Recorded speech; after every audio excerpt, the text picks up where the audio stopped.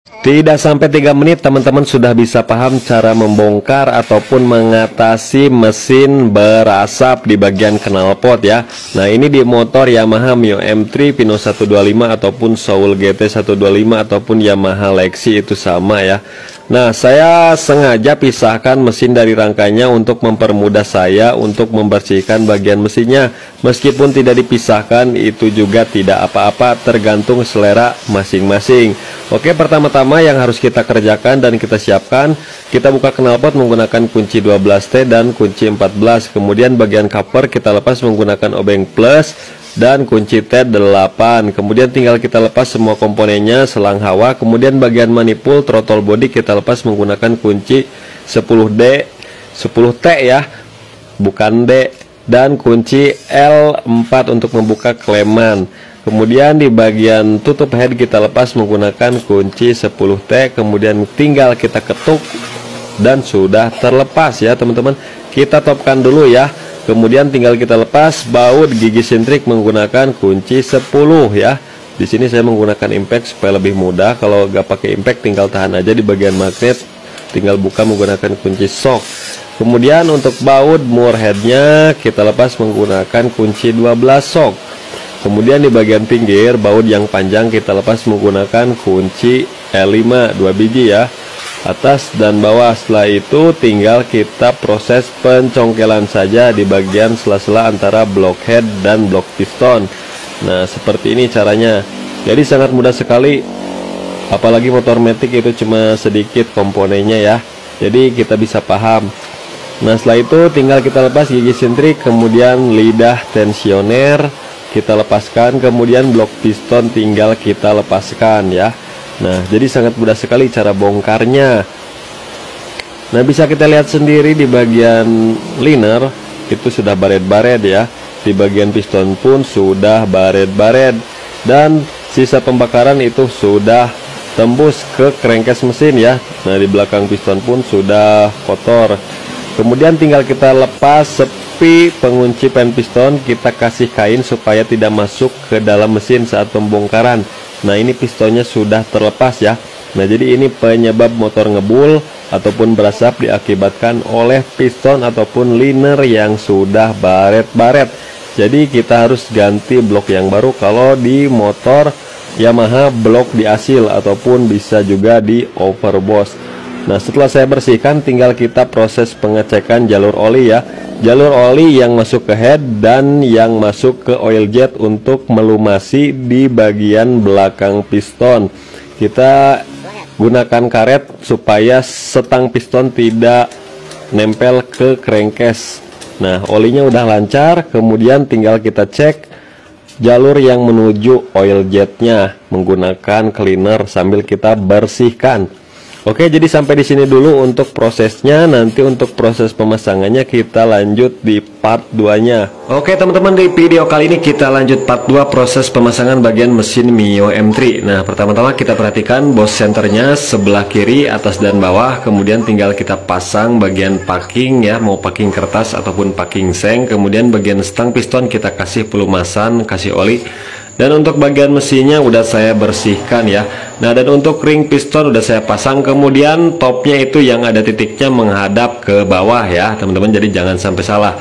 Dan untuk sepi pen piston udah saya pasang, yang satu tinggal kita pasang yang satunya lagi, kasih kain supaya saat lepas tidak masuk ke dalam crankcase. Tinggal kasih oli, perhatikan ring pistonnya sesuaikan lagi dengan posisinya.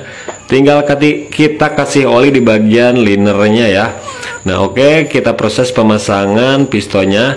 Usahakan kita pasang dulu yang ada celahnya, kemudian punggungnya kita tekan menggunakan kuku. Nah usahakan harus rata dulu ya. Nah setelah rata masukin, kemudian goyang-goyang ya sampai masuk seperti ini. Tinggal kita masukin rantai ketengnya, tarik saja. Setelah masuk tinggal kita dorong sampai pas ya. Nah kemudian bisa kita putar-putar dulu ya, putar-putar, olinya kita buang ya, bekas masukin yang tadi kita lap, kita putar-putar lagi, kita topkan ya teman-teman. Usahakan pistonnya harus lancar, jangan sampai seret. Nah cara pengetopannya, piston berada di titik mati atas ya. Nah kita bisa lihat garis magnet harus sejajar dengan tanda panah di bagian crankcase. pasang lidah tensioner, posisikan harus pas. Tinggal pasang blockhead, ada 2 buah bos center ya, kemudian pasang packingnya, kemudian tinggal kita masukkan.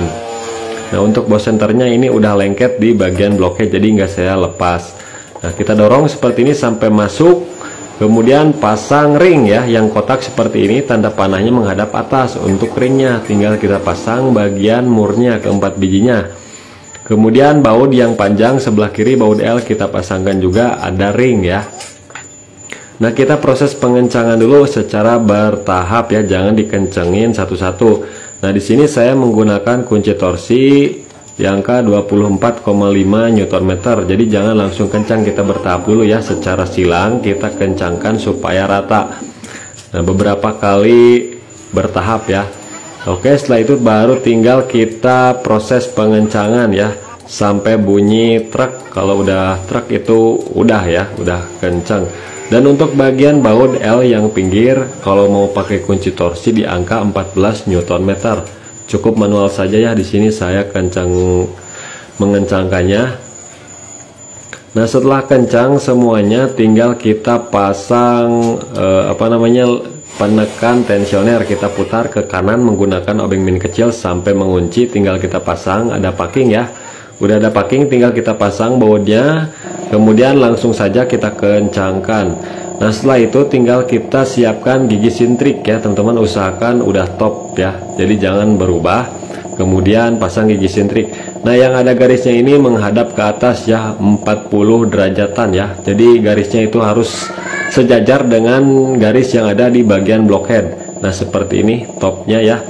Kita pasang dulu bautnya ya, baut 10. Jangan dulu dikencangkan, nanti kencangkannya setelah lidah tensioner turun ke bawah ya. Nah, oke, rantai keteng sudah kencang dan posisi sudah top. Di garis magnet udah lurus, tinggal kita kencangkan saja. Kita tahan magnetnya, kemudian kencangkan ya, 25 Nm ataupun lebih ya, lebih dari 25 Nm. Oke, setelah itu tinggal kita proses penyetelan celah klep ya. Kita kendorkan menggunakan kunci 8. Saya setel untuk klep innya di angka 0,08 ya teman-teman. Harusnya kan 0,10 ya, tapi saya agak rapatin dikit ya, supaya tidak ada suara kemelinting. Nah, oke, kita kencangkan seperti ini. Kemudian bagian X saya setel di angka 0,12 ya, jadi 0,10 itu longgar, standarnya sih 0,15. Nah, oke, dua-duanya udah kita setel, tinggal kita putar-putar, kemudian topkan lagi. Setelah top tinggal kita cek lagi celahnya, jangan sampai berubah. Kalau berubah berarti ada yang aus di bagian noken as ataupun rocker armnya. Tinggal kita pasang tutup head, pasang karet, mau dikasih lem boleh. Tinggal kita pasang seal di bagian baut, tutup headnya, kemudian bautnya kita pasang. Kita kencangkan secukupnya saja, karena di bagian sini rawan patah. Kalau udah mentok udah, jangan dikencangin lagi. Tinggal kita pasang sensor EOT ya. Nah, di sini sensor EOT-nya untuk kabelnya udah putus, jadi saya sambung lagi nih. Nah, saya sambung, ada ring aluminium, kita kencangkan. Nah, kemudian kita pasang bagian cover engine ya, cover engine sebelah kiri dan sebelah kanan. Mohon maaf, itu untuk kabel EOT-nya disamain ya, harusnya dibedain supaya kita ingat.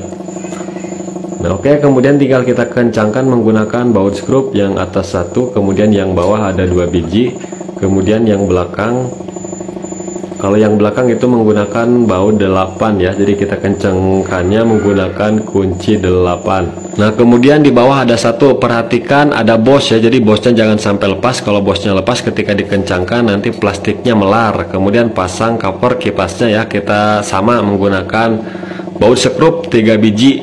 Nah, setelah proses pengencangan cover engine, tinggal kita pasang bagian knalpot ya. Sediakan kunci 12 untuk mengencangkan baut knalpot, yang belakang itu 14 dan 12T. Nah, setelah kencang semuanya, tinggal kita pasang bagian throttle bodinya ya teman-teman. Throttle body udah saya bersihkan. Nah, di bagian bawah ada bonnet fiber ya, di bawah manipul. Kemudian pasang untuk bracket, selang, dan baut 10-nya. Nah, kita kencangkan secukupnya, dan untuk klemannya sudah nggak ada ya di bagian depan. Kalau dikencangkan menggunakan kunci L4, kita pasang selang hawanya ya, yang dari tutup head menuju filter.